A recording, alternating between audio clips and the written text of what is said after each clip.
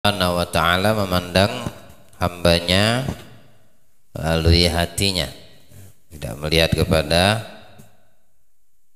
sosok orangnya ataupun pakaiannya, jenisnya, kulitnya, tidak, tapi hati yang dilihat Allah Subhanahu wa ta'ala. Allah memandang hati kita, ya Allah. Dan yang kedua, ruh. Di antara keajaiban hati, ruh mempunyai dua arti. Dikatakan di situ pertama secara alami nyawa, yaitu asap yang sumbernya adalah darah hitam di rongga jantung, daging sanubari, dan tersebar melalui urat di seluruh bagian badan. Perumpamaannya adalah seperti lampu di dalam sebuah rumah yang menerangi seluruh sudut. Para dokter dengan nyawa, ada bahasa medis, ya, ilmu apa namanya, ilmu tabib.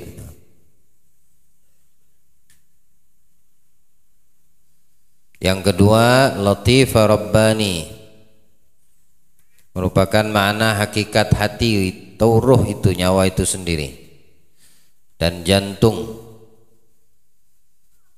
mempunyai persamaan dengan arti bisikan, khawatir yang pernah kita sampaikan, lintasan di dalam diri seseorang, baik itu berawal daripada hatinya, kemudian terlintas dicerna oleh akalnya. Dan itu yang dimaksud dalam firman Allah, yas'alunaka 'anir ruh qulir ruh min amri rabbi wa ma utitu minal ilmi illa galila.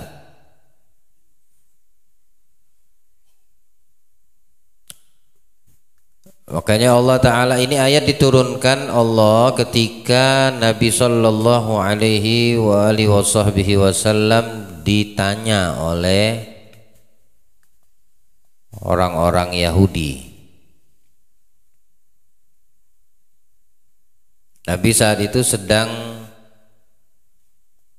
duduk bersama salah satu sahabat beliau, lalu lewat beberapa orang-orang Yahudi.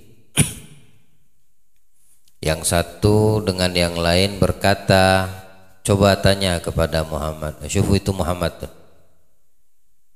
Ya, coba tanya kepadanya 3 perkara.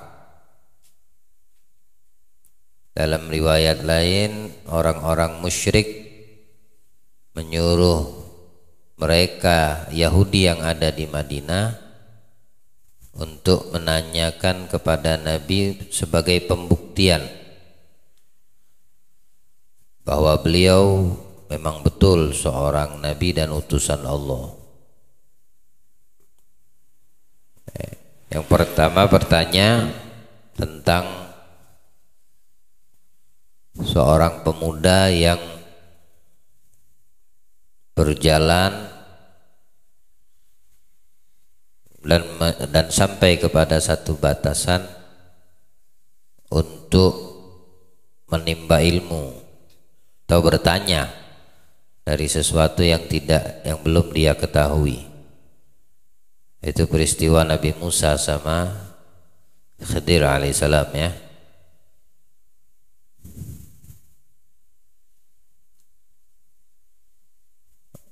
Yang kedua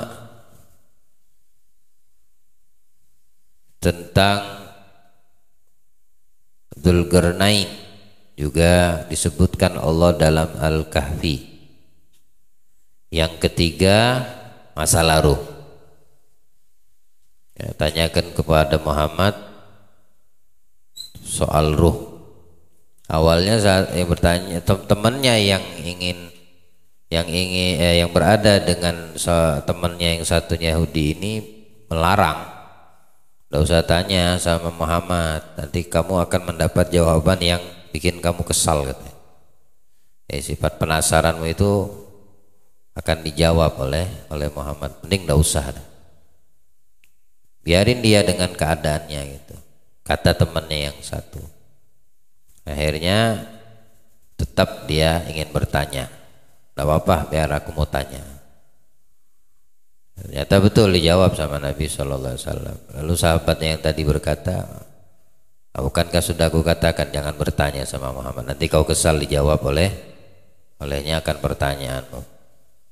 Dalam riwayat Nabi SAW menjawab dengan jawaban, besok nanti aku akan datangkan jawaban. Maka tertunda wahyu, tapi itu sebagai bentuk menunjukkan kalau memang beliau seorang nabi dan rasul, tidak berbicara, bertutur, berbuat kecuali atas perintah Allah dan izin Allah, ya, bukan sesuatu yang mengada-ngada. Menunjukkan bahwasanya nabi kita seorang rasul. Wala taqulanna li syai'in inni fa'ilun dzalika ghada illa ayyasha Allah. Wadhkur rabbaka idza nasit. Tertunda wahyu itu ada riwayat mengatakan 10 hari, ada yang mengatakan 15 hari, bahkan dikatakan olehnya Ikrimah 40 hari. Gara-gara Nabi SAW mengatakan nanti besok, tanpa mengatakan insya Allah. Ini pelajaran untuk kita semua, ya, agar segala sesuatu menggunakan kalimat ini insya Allah. Jangan memastikan sesuatu yang kamu sendiri tidak tahu, ya, tapi katakan insya Allah, ya, biasakan untuk membawa kalimat ini. Jika ada tawaran atau apapun, atau walaupun gambarannya 99% kamu bisa, ya, tapi sisa 1%-nya itu Allah yang akan menentukan. Layak bagi orang yang beriman, hendaknya dia mengatakan insya Allah.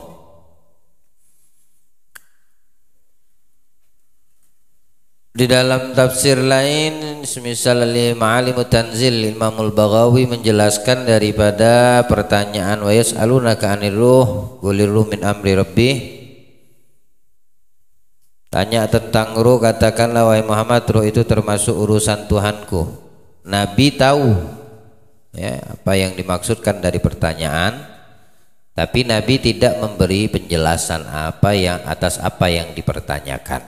Masalah ruh ini tidak dijawab sama Nabi, bukan Nabi tidak mengetahui jawabannya, tapi Nabi tidak memberikan jawaban tersebut. Maka oleh karena itu tidak semua ilmu itu diketahui dan bisa diketahui. Tidak semua ilmu itu luas. Ilmu itu tidak ada batasan. Apa yang Allah datangkan daripada ilmu pengetahuan kepada semua umat manusia ini itu hanya sedikit, ya. Di ayat yang sama, wa yas'alunaka 'anir ruh qulir ruh min amri rabbi wa ma utitum min minal ilmi illa galila. Dan apa yang didatangkan kepada kalian illa galil, cuma sedikit aja yang Allah kasihkan daripada ilmu pengetahuan ini. Ya, ada yang mengetahui semua kecuali orang-orang yang menjadi pilihan Allah, di antaranya Nabi kita Muhammad SAW. Kan ilmu yang diketahui oleh yang bertanya itu sedikit.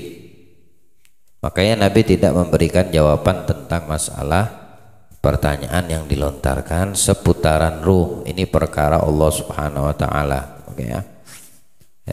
Ruh itu ada. Ruh itu di dalam jasad manusia mempunyai hukum tersendiri. Ketika ruh itu berada di alam setelah meninggalkan dunia si manusia ini, ya, maka ruh itu juga memiliki hukum yang lain. Ketika ditanyakan kepada para ulama, apakah manusia yang di dalam kubur itu merasakan siksa dan nikmat hanya ruhnya saja atau ruh dan jasad? Maka ulama mengatakan birruh wal jasad. Karena ruh itu mengantarkan, memberikan sebagai wasilah mengantar untuk jasad merasakan. Jadi ketika ahlul kubur itu min ahlil khair, maka dengan perantara ruhnya akan mengantarkan rasa nikmat kubur yang Allah berikan untuknya. Ya, ruh itu menjadi perantaranya, sehingga ruh dan jasad merasakan nikmat kubur yang seperti sudah dijanjikan Allah. Sebaliknya begitu juga, waliyadzubillah. Kalau yang penghuni kubur ini min ahli syarr, yang diwajibkan Allah untuk dia mendapatkan siksa kubur, ruh yang mengantarkan, wasilah sebagai pengantar rasa sakit yang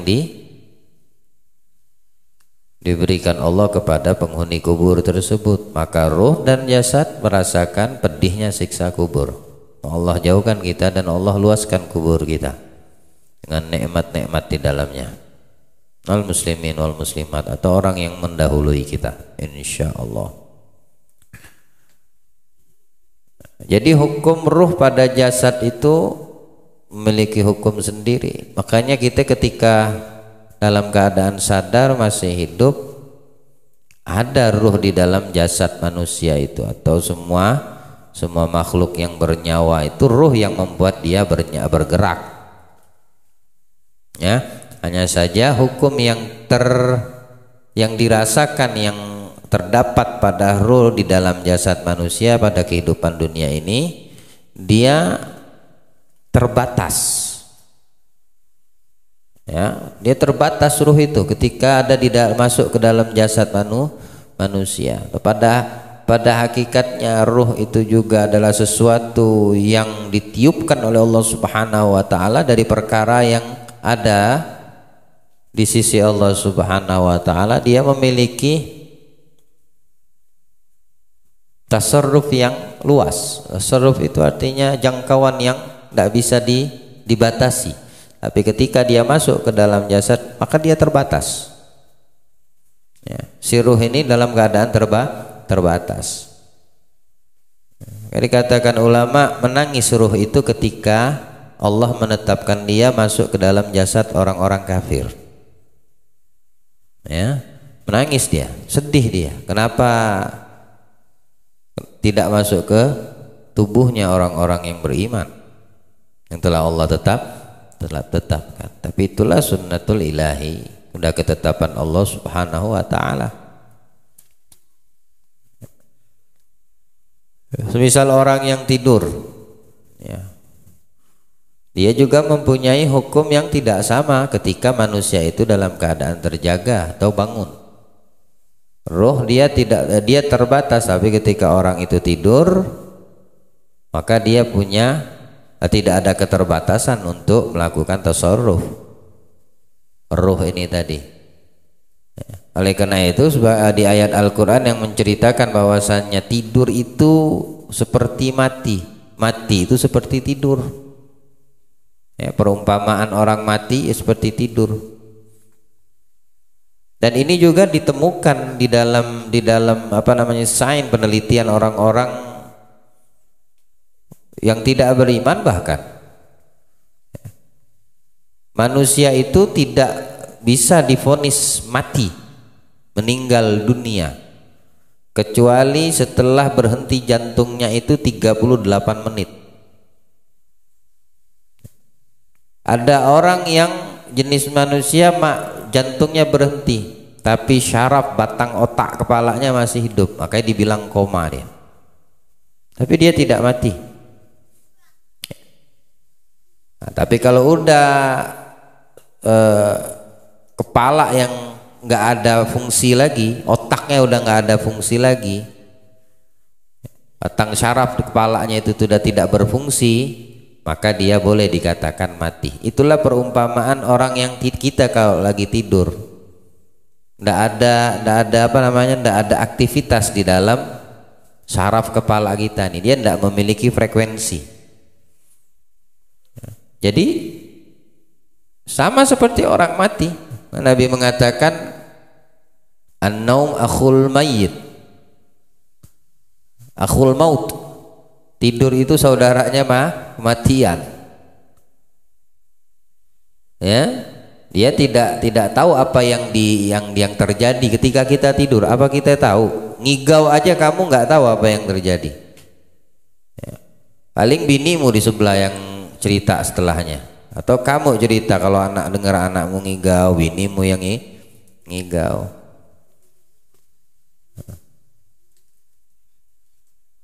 Kadang kita yang lucu ngelihatnya ya. Anak kita itu kalau lagi tidur ngigau-ngigau, apa yang disebutnya nggak tahu. Karena dia dalam keadaan tidur dan tidak sadar.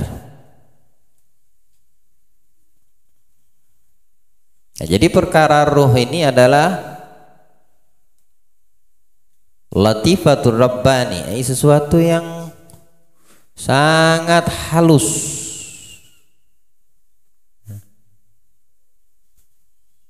Yang sifatnya itu memang dari Allah yang menciptakan, yang lebih mengetahui perkara ruh.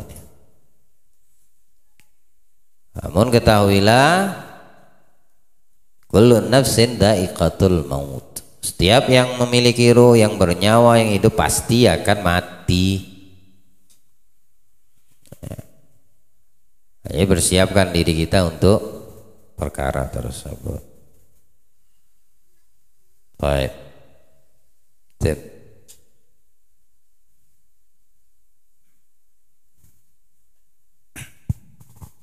Tiga, nafsu, an-nafs.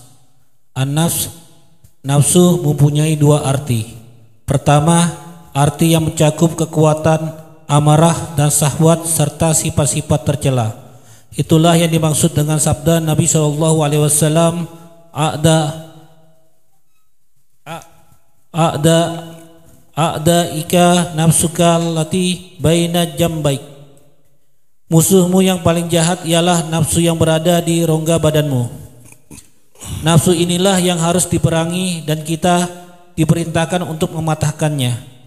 Kedua, latifah rabbani, yang merupakan salah satu makna ruh, hati dan jiwa pula. Ia adalah hakikat manusia yang membedakannya dari hewan-hewan lainnya. Apabila menjadi jernih dan terang dengan menyebut nama Allah Ta'ala, terhapuslah darinya pengaruh-pengaruh syahwat dan sifat-sifat tercela dan dinamakan jiwa yang tenang. Itulah yang dimaksud dengan firman Allah Ta'ala, Bismillahirrahmanirrahim, Ya ayyatuhan nafsul mutmainnah, wahai jiwa yang tenang. Al-Fajr ayat 27. Ini pentingnya kita selalu ingat kepada Allah ya.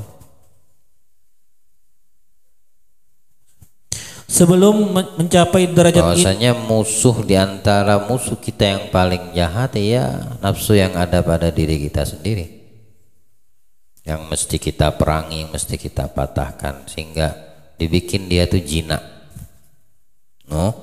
Nurun, bukan mati. Mati orangnya baru mati nafsunya. Tapi kita bicara ini yang masih bernyawa hidup, mau itu manusia, jin, ya, kemudian makhluk Allah selain malaikat, ya, jin, manusia, binatang, ya, tumbuh-tumbuhan, ada semua ini jenis keajaiban yang tidak terlihat dengan mata. Ini keajaiban hati, namanya nafsu ya, keinginan, amarah ya, syahwat ya, keinginan itu sifat-sifat yang tidak baik. Pada awalnya memang nafsu itu yang jelek, yang buruk, mengajak si pemilik tubuh tersebut kepada perkara yang tidak diridhoi Allah Subhanahu wa taala. Jadi kita diperintahkan untuk mematahkannya, memeranginya, ya, menekannya, tidak memberikan celah untuk dia. Kalau tidak, antara peperangan ini kita dikalahkan. Ya, musuh yang paling berat adalah ketika manusia itu tidak mampu memerangi nafsu pada dirinya yang ada di dalam dirinya. Artinya dia kalah dan tidak lebih hina daripada binatang. Manusia itu ketika dia kalah dengan hawa nafsunya, ya, dia bisa lebih hina daripada binatang. Kalau nafsu binatang ya cuma memikirkan perutnya, memikirkan apa yang dia inginkan, penting kenyang, buas. Tapi tidak dengan manusia, dia harus bisa mengendalikan. Kalau tidak, kalau dia yang dikendalikan, ya lebih mulia binatang daripada dirinya. Yang bisa mengendalikan nafsunya, dia lebih mulia dari malaikat, karena malaikat tidak ada nafsu. Ya. Dalam hadis lain Nabi bersabda, ya Rasulullah, apakah bisa, bagaimana bisa nafsu itu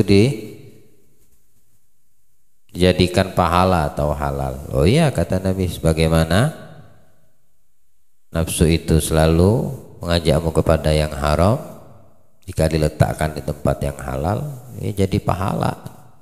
Syahwat, birahi, seks, ya, itu kalau diletakkan di tempat yang halal jadinya ibadah, pahala. Tapi kalau sebaliknya, ya, diletakkan di tempat yang haram seperti berzina, naudzubillah, Allah jauh dan lindungi kita, maka jadilah itu perbuatan dosa.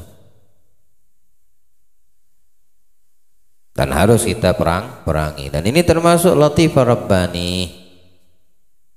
Sama seperti itu yang kedua. Yang pertama, hati adalah latifah rabbani, ya semua. Salah satu sifat atau zat yang sangat halus, yang sangat lembut, yang tidak bisa dipegang dan disentuh, tapi dia ada, ya, yang didatangkan Allah Subhanahu wa Ta'ala. Dia mempunyai makna, dia berbentuk makna, ya, dia berbentuk makna, rahmat, kasih sayang, ya, sifat-sifat yang baik. Dan ini kalau seandainya kita jauh dari ingat kepada Allah, maka manusia itu dikendalikan oleh nafsunya. Siapa yang tidak bisa dikendalikan nafsu? Yang selalu dekat sama Allah, yang selalu berzikir kepada Allah Subhanahu wa Ta'ala. Nafsu itu tidak membuat hati seseorang itu pada awalnya itu menjadi tenang. Dia dibuatnya gelisah, dibuatnya bingung, dibuatnya harus manut sama keinginannya. Tahu manut kah? Apa? Nurut, ngikut. Pokoknya kau harus manut sama aku. Ketika tidak mampu untuk dikendalikan, nah, ketahuilah, maka kalau seandainya dalam kondisi seperti itu diri kita, nafsu kita, kamu harus sadar kalau kamu saat itu lagi jauh dari Allah.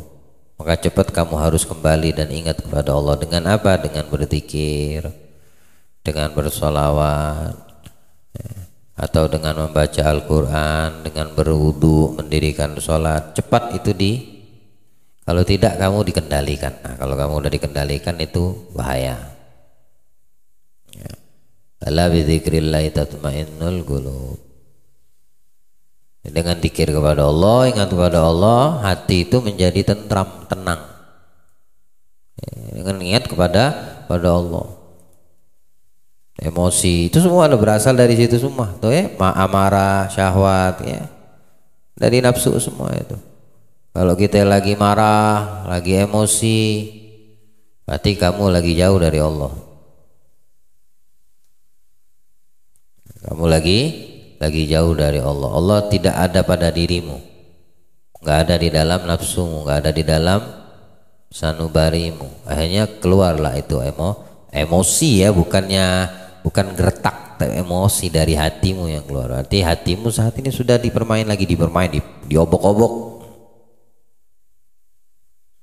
Makanya cepat-cepat berarti berzikir, cepat-cepat istighfar, cepat-cepat nyebut nama Allah. Kalau lagi marah dalam keadaan berdiri, kata Nabi, duduk. Kalau kamu masih belum bisa mengendalikan marahmu, sudah duduk, tiduran. Ambil wudhu.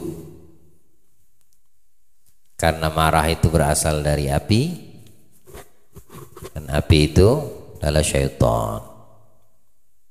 Imam Ghazali mengatakan kalau pengen melihat syaitan jelas-jelasan, lihat orang lagi marah. Itu pengen lihat syaitan nggak? Kan belum pernah kita ngeliat setan nih. Siapa yang belum pernah ngeliat setan? Ada gak yang pernah ngeliat setan? Wah, rasa sudah pernah semua. Cuma baru sekarang aja ngehnya kayak. Ya. Pernah ngeliat orang marah nggak? Nah, kalau kamu pernah ngeliat orang marah, berarti kamu lagi ngeliat setan. Karena marah itu panas, emosi itu panas, dan panas itu api, api itu adalah syaitan. Apa yang bisa memadamkan api? Wudhu. Ketika orang lagi emosi, lagi marah, wudhu langsung tenang dia, adem dia. Berarti dia sudah menyambung hubungan dengan Allah. Orang yang berwudu itu dia tidak orang yang tidak memutus hubungan silah tali dengan Allah. Jaga wudu, dawamkan dalam wudu. Batal langsung wudu, wudu. Jangan sengaja membiarkan dirimu tanpa ada wudu. Allah bilang dalam hadis qudsi, man ahdatsa thumma tawadda faqad jafani wa lam yatawadda, man ahdatsa wa lam yatawadda faqad jafani. Siapa orang yang berhadas lalu dia tidak langsung berwudu, bersuci, berarti dia telah meninggalkanku. Maknanya ketika orang hadas dia bersuci, dia menyambung hubungan dengan Allah. Dia tidak meninggalkan Allah. Ya. Wa man yatawadda wa lam yusalli rak'atain faqad jafani. Siapa orang yang sudah berwudu tapi dia enggak sholat 2 rakaat sunnah wudu, faqad jafani, berarti dia telah meninggalkan aku. Artinya apa? Kalau udah berwudu, sholatlah 2 rakaat ba'diyatul wudu, berarti kamu menyambung lagi sama Allah. Ya, menyambung, terikat lagi, maknawi. Ini ikatan ma'nawi. Tidak bisa kita lihat dengan kasat mata. Terikat dengan tali diikat lah, ma'nawi. Kau punya hati itu terikat, terhubung, terkoneksi dengan Allah. Wa man yusalli wa lam yad'uni faqad jafani. Siapa orang yang melakukan mendirikan sholat, habis sholat dia enggak berdoa, berarti dia telah menjauhkan diri lagi. Yang habis sholat langsung berdiri, nggak mau minta berdoa pada Allah, berarti kamu sengaja memutuskan diri, menjauhkan diri dari Allah. Doa, minta sama Allah. Wa man yad'uni wa lam ujibu faqad jafautu walastu bi rabbin jaf. Ada orang yang berdoa tapi tidak aku kabulkan, kata Allah, artinya tidak aku berikan apa yang diminta, berarti aku yang menjauhkan diri darinya, dan aku bukan Tuhan yang menjauhkan diri dari hamba. Allahu Akbar. Allah tidak pernah menjauhkan diri dari kita. Artinya juga apa? Setiap doa yang kau minta mesti dikabulkan sama Allah. Du'uni astajib lakum.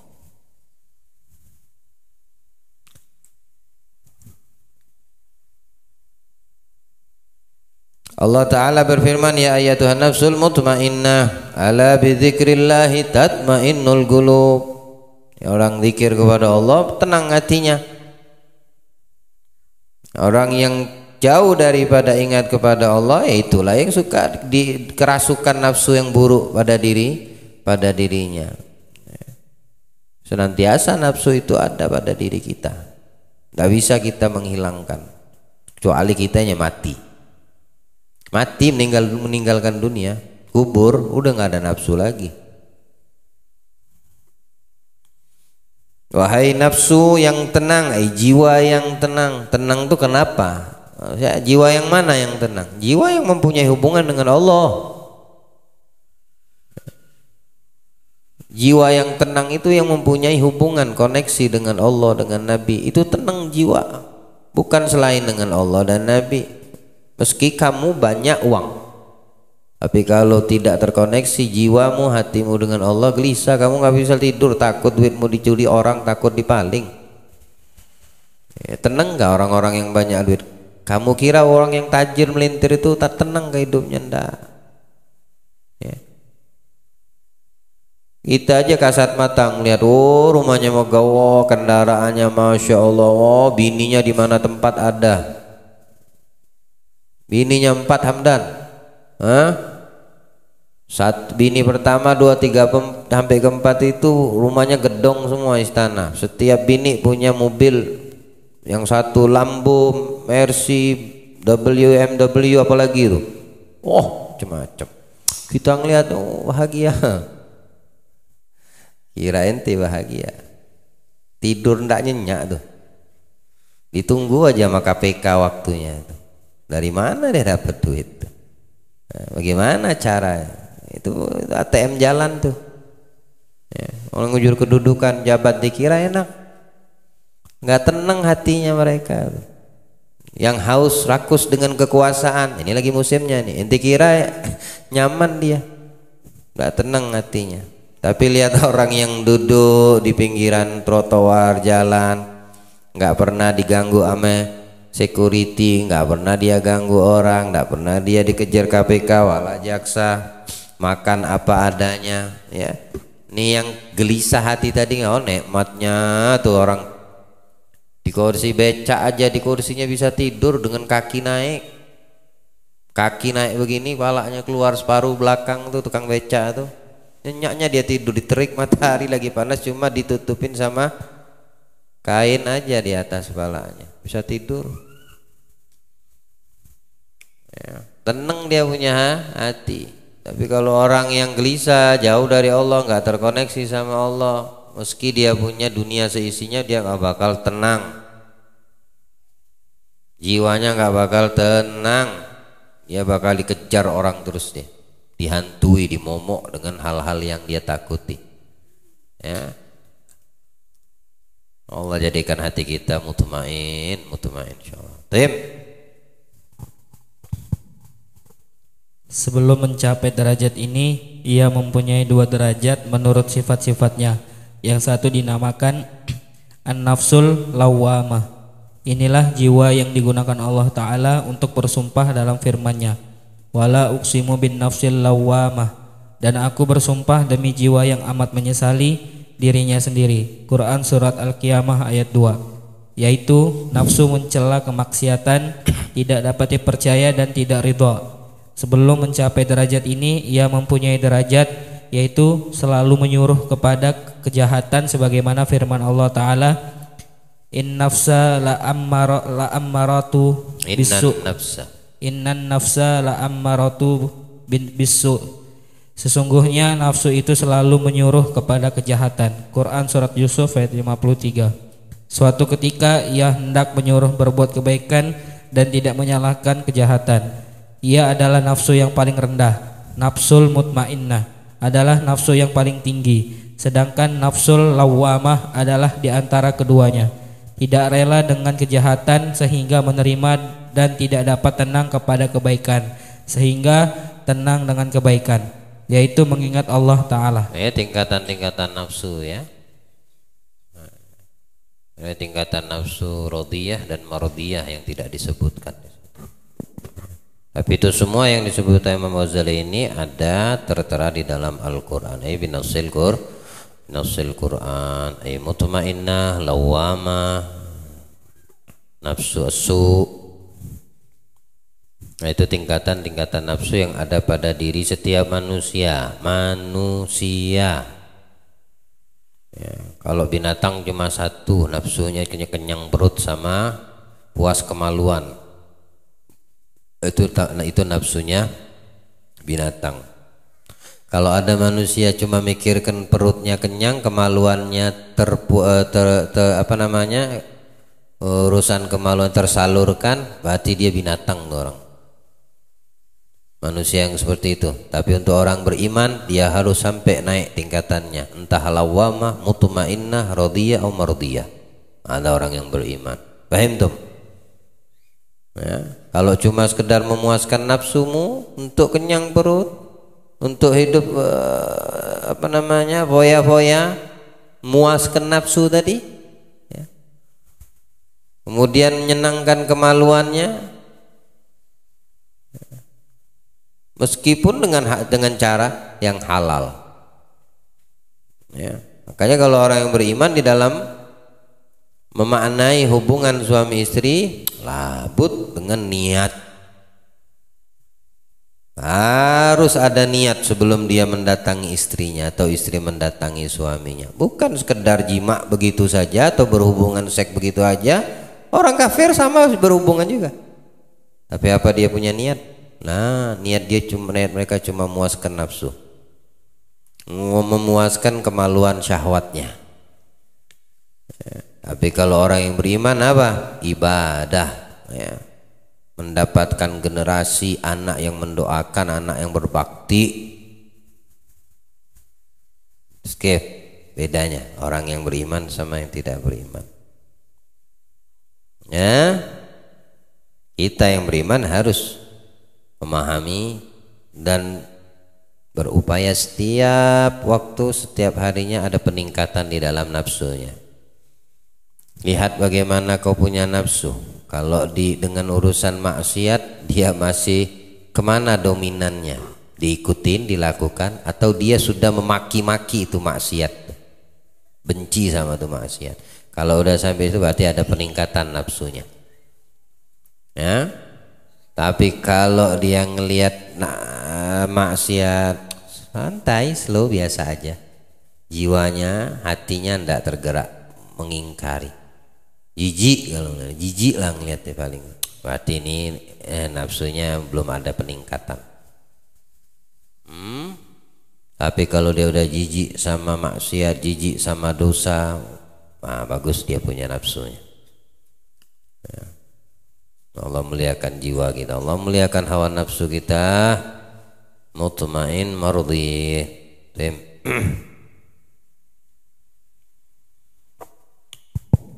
Yang keempat, akal, al-aqlu. Telah disebutkan baginya sejumlah makna. Pertama, mengetahui hakikat segala sesuatu. Kedua, orang alim yang ilmunya seperti sifat dan makna inilah yang dimaksud dengan latifah rabbaniyah atau bisikan Rabbani, karena tidak mungkin dimaksudkan dengan akal itu makna yang pertama. Nabi SAW bersabda, yang pertama diciptakan Allah Ta'ala adalah akal. Kemudian Allah berkata kepadanya, datanglah, maka ia datang. Kemudian Allah berkata, pergilah, maka ia pergi. Apabila telah jelas bagimu bahwa yang dimaksud dengan hati, akal, ruh, dan jiwa dalam khabar-khabar dan ayat-ayat adalah bisikan Rabbani, dan apabila kita disebutkan secara mutlak, maka yang kita maksudkan makna-makna tersebut. Sahal At-Tastari berkata, hati itu bagaikan arsy dan dada adalah kursinya. Hal itu menunjukkan pula bahwa yang dimaksud dengan hati adalah sesuatu di balik daging sanubari itu.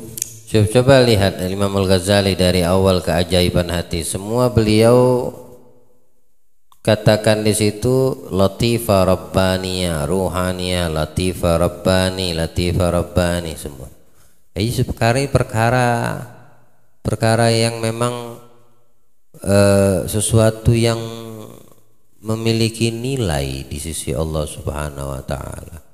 Entah itu hal yang berkaitan dengan hati secara langsung atau ruh jiwa manusia atau nafsu, ya, sanubari, kemudian akal yang sekarang yang dijelaskan, ya. Itu semua seperti akal ini yang pertama diciptakan Allah ini akal.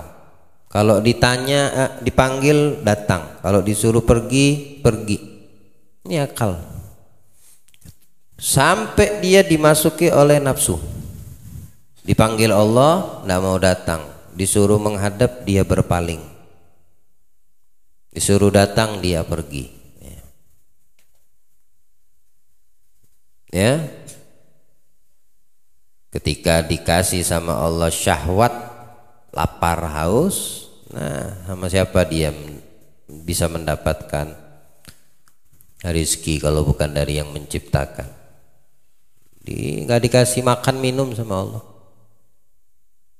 Tadinya nurut dia, ya, akal tadi itu nurut sama Allah. Waktu nafsu dimasukkan ke dalam akal, dicampur adukkan, langsung berubah. Disuruh datang malah dia kabur, disuruh menghadap malah dia berpaling, disuruh ditanya siapa aku, jawabnya kurang ajar lagi gitu. Aku, engkau.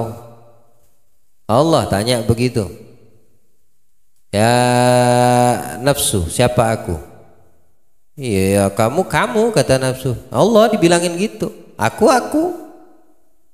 Ya, kalau bahasa gaul sekarang lo gue. Lo gue.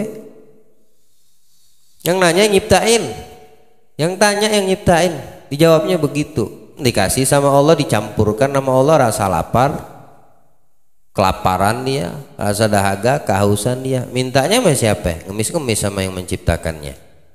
Ya Allah lapar, ya Allah. Baik kata Allah, sekarang kau kelaparan datang kepada aku, kehausan datang kepada aku. Kutanya siapa? Menghadap kepada aku baru nurut. Ya. Duduk sujud. Tanya siapa aku? Anta Rabbul Alamin. Yang tadi bilang lo gue, sekarang dijawabnya engkau Tuhan alam semesta. Ya. Supaya bisa dikasih makan tadi, kan kelaparan dia. Jadi pada hakikatnya akal itu jernih, murni. Dia pada hakikatnya tahu kemana arah yang betul. Ruh begitu juga, nafsu begitu juga. Tapi kalau sudah dicampur menjadi satu, diaduk, dan orang itu manusia tersebut, lagi ini kan semua ada pada diri kita manusia. Ya. Imam Ghazali mengatakan ini, menjelaskan ini untuk kita manusia. Ada pada diri kita hati, di dalam diri kita akal, pada diri kita nafsu, pada diri kita ruh. Dimaksudkan kepada kita semua dicampur jadi satu sama Allah. Bagaimana kitanya? Mampu tidak kita menatanya? Mampu atau tidak menatanya? Mampu tidak kita mengendalikannya? Kalau di situ Nabi mengatakan perang yang paling hebat adalah memerangi nafsu, mampu tidak kita memeranginya? Pada hakikatnya mereka bagus, baik semua mengikuti ciptaan, tapi ketika sudah bercampur aduk, disindir dikit, mulai dan nafsunya, marahnya, marah itu kan, itu amarah itu nafsu, emosi. Tapi kalau orang yang hatinya nafsunya terkendali, disenyumin aja, dicengirin aja deh. Dicaci maki, oh tidak terima. Ini budak nafsu enggak nih namanya? Masih budak nafsunya dia. Dia kalah dalam memerangi nafsunya. Maki-maki habis-habis.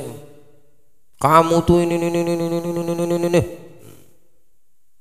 Terima enggak nafsunya? Mulai membangkang, balas. Ya enggak? Berarti dia kalah masih. Tapi kalau dijawabnya jazakallah khair. Jazakallah khair. Terima kasih. Ya, mudah-mudahan kita bisa mengendalikannya. Kadang-kadang yang berbicara ini lebih sulit untuk mengendalikan daripada menyampaikan. Ya enggak apa-apa kalau mau dicobain sih, enggak apa-apa. Saya juga pengen lihat sampai seberapa ini Ya, kalau ente mau makiannya maki aja, tapi jangan sekarang. Kalau sekarang kan saya sudah ada persiapan. Ya, ketika saya lagi nggak nyambung, nggak connect, nggak ngeh, tiba-tiba ente datang aja, tok melalui pintu. Assalamualaikum, saya buka pintu. Wah kebetulan Beb. Kenapa? Antum begini, ini, pak. Kamu lihat nanti bagaimana reaksi saya. Saya budak nafsu saya sendiri atau saya tanggepin kamu dengan senyuman. Ya, tapi jangan jam tidur saya kamu datang, pasti marah saya tuh. Kalau kamu nguji saya lagi tidur, kamu gedor, pasti saya marah. Nggak perlu kamu maki, saya duluan mulai. Kalau lagi tidur enak-enak kamu datang gedor cuma niat untuk menguji, jangan. Kalau lagi santai, saya lagi duduk. Ya, WA dulu, apa kan tahu kan nomor saya? WA aja, Beb, Assalamualaikum, lagi apain Beb? Di mana? Di rumah apa sih? Saya mau silaturahim, marhaba saya jawab. Tapi jangan bilang saya mau maki. Ya nggak apa-apa. Atau sebaliknya, kita balik posisinya. Ya, saya yang memulai dengan kalian. Ya kan kita pengen ngelihat nafsu kita. Ya, tapi ndaklah seperti itu. Ya, itu adalah sesuatu yang sifatnya itu. Selama manusia ini dekat dengan Allah, memiliki koneksi yang baik, tidak terputus dengan Allah, ya, tidak pernah jauh dari Rasul Sallallahu Alaihi Wasallam, maka insya Allah nafsunya, jiwanya, akalnya, ruhnya semua bagus. Dia kembali kepada porosnya, dia tidak melenceng. Ya. Nafsu, roh, akal, semua mereka tahu hakikat mereka diciptakan itu apa, tahu.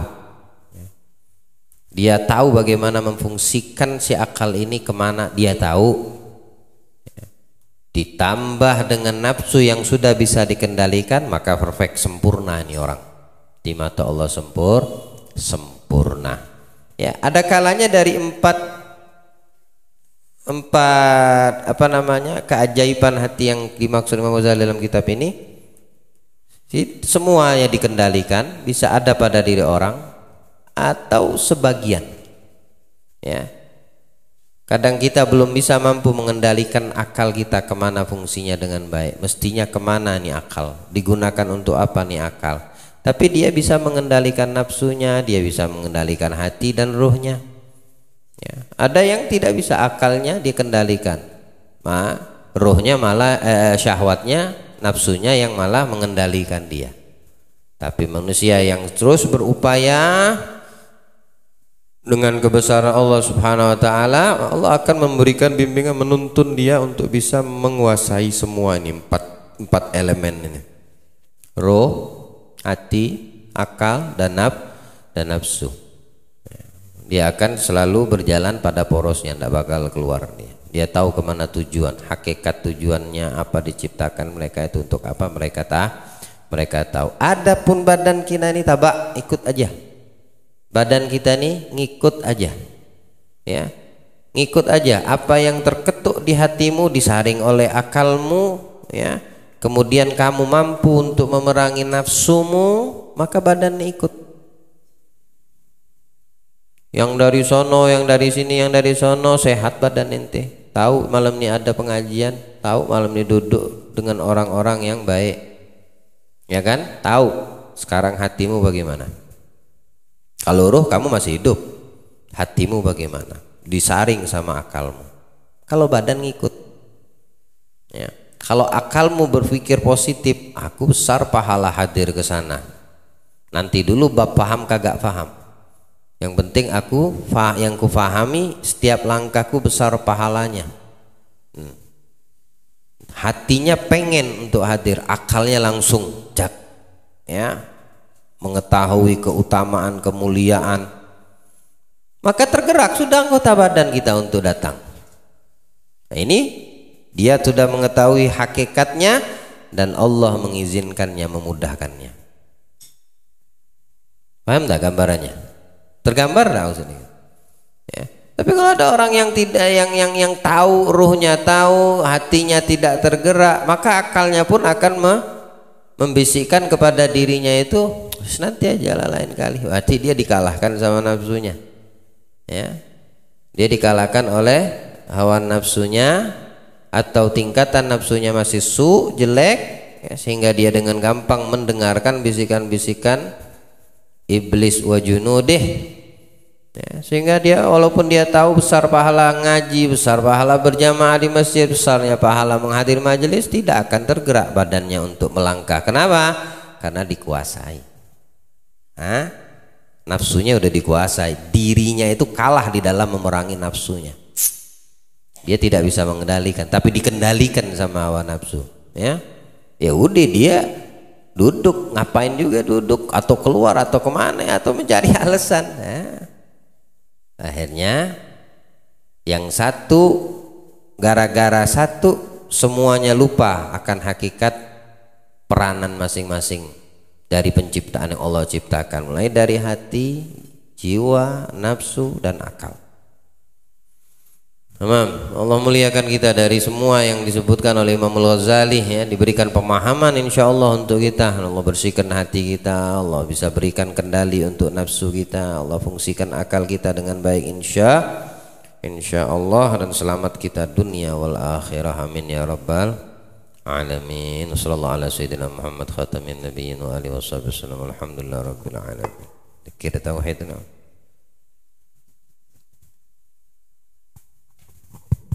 لا إله إلا الله الموجود في كل الزمان